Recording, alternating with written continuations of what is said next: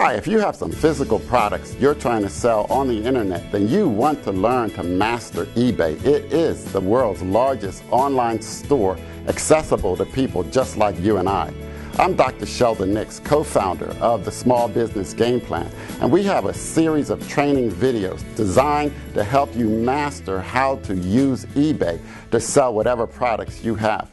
In this first video, my colleague and partner, Stephen Luke, is going to give you some orientation to how eBay can help you grow or build your practice.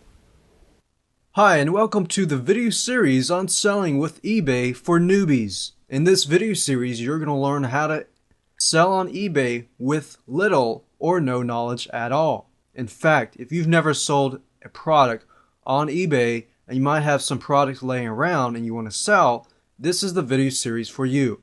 Or if you've been selling on eBay, I'll show you tips and secrets on how to sell better and increase your sales and increase the bids on your product.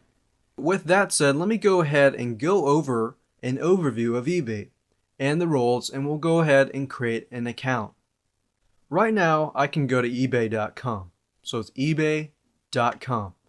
eBay is probably the #1 place where people, as buyers, go to find a product, or as sellers, to go and sell a product.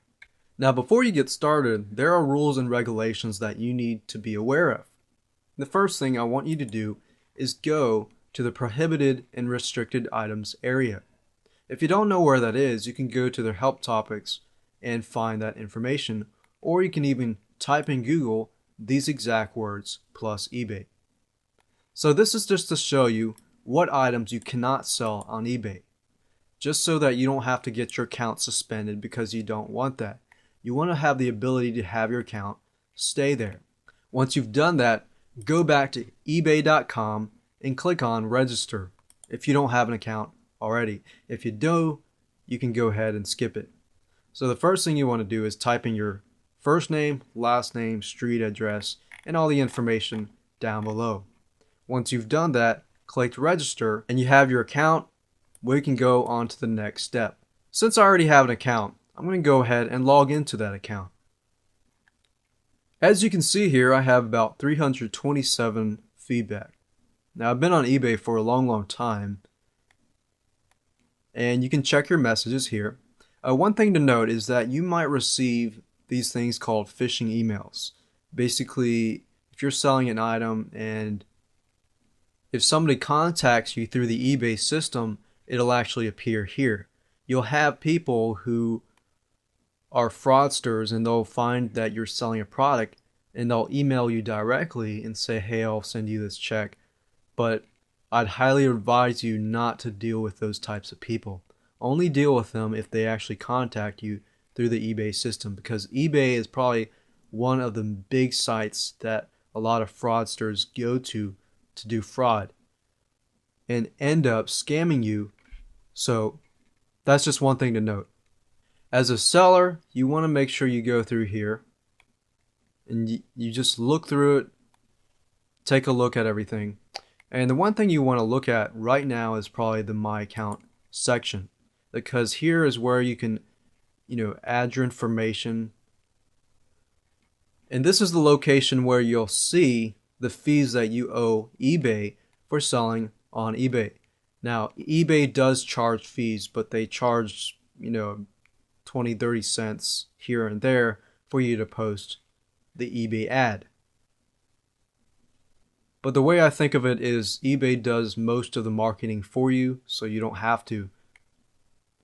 So now that we have created an account and you have seen the inside of the account, let's talk about tips and advice that you need to know before you start selling on eBay.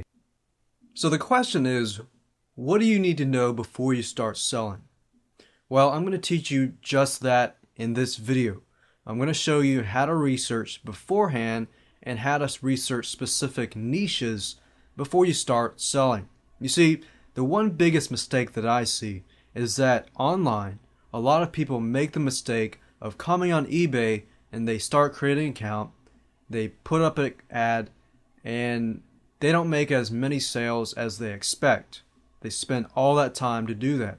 Now, before you spend all that time to do that, the one thing you need to know is, okay, whether that product actually sells. Will this product sell? Is there a market out there? Things like that. So that's what I'm going to teach you in just a minute. The first thing you want to do is go to eBay.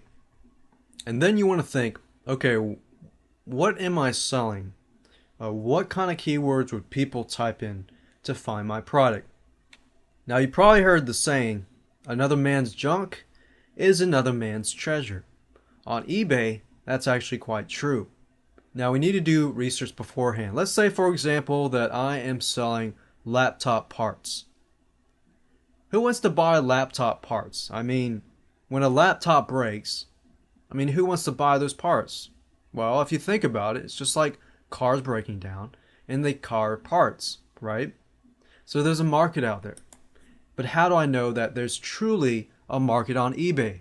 Well, if I go to eBay and I type in the keyword laptop parts and I do a search, what I'm looking for is, okay, this has 1,825 items for the keyword laptop parts.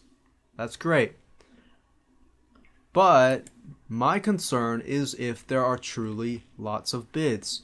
And as I can see here, we have Dell computers, HP laptop computers, and they're probably most likely already dead computers, but people just want the parts. So as you can see here, you can see has 15 bids, 9 bids, 21 bids, and we have bids all over the place.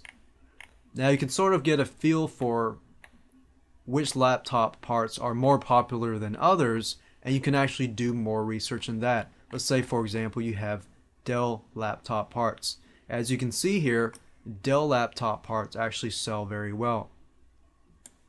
Now, as I scroll down, you'll notice that there are buy it now prices and there are regular bids. Most of the time, if you just want to get rid of something right away and you don't want to deal with the bidding, because sometimes if you bid, you do take the risk of that your product might not reach the number that you want. But I'll actually show you a twist side of that, a flip side of that, is that the opposite is allowing people to bid actually increases your profits more than using this buy it now here.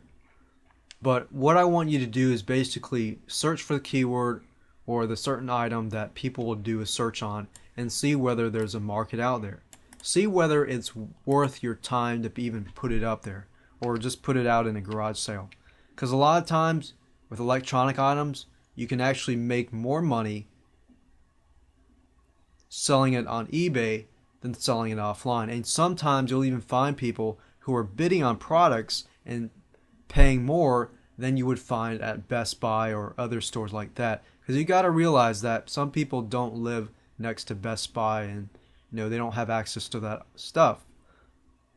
That's why I emphasize research first, then post the ad later. Now we've done our research. If you're wondering what a niche is, basically that's a specific market. So laptop parts. People who are looking for those parts to fix computers, that would be a specific niche or specific market, in other words. For example, if you want to get more specific down deep, you could even say Dell laptop parts. And of course that narrows it down to only 445 items. But by doing so, you increase your actual bidding or conversion rate and they're specifically looking for Dell laptop parts. They're not looking for HP parts, they're looking for Dell. So that right there can help you right there. So now you know how to do basic research. We can go on to actually creating an ad in eBay. Well, that's all we have time for now, but if you want more on how to use eBay, go on over to our website, smallbusinessgameplan.com, and you'll be able to see all the video training courses that we have for you. You can start today for free.